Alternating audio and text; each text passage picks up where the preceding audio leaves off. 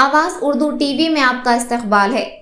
रियासती वजीर NMD फारूक ने मस्जिद शहनाज का संगी बुनियाद रखने की तकरीब में शिरकत की, जो कि नंदियाल हलके के गांव गोसपाड़ू में वजीर की अहलिया के नाम पर तामीर की जानी है।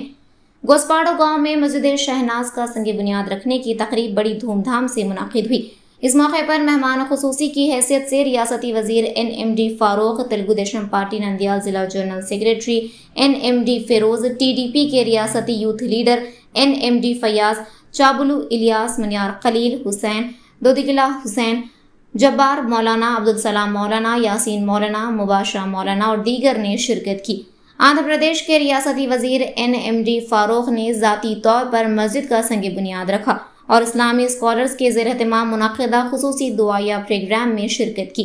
बाद-अज़ा मस्जिद कमेटी के अरकान ने कहा कि गुज़िश्ता इलेक्शन से कबल NMD फारूक ने गोसपाड़ू गांव में तमाम सहूलियात से आरास्ता मस्जिद ना होने की वजह से मुस्लिम और दोदिकुला भाइयों को दरपेश मुश्किलात को देखते हुए ये तयख़ुन दिया था कि वो यहाँ मस्जिद की तामीर के लिए ताउन करेंगे।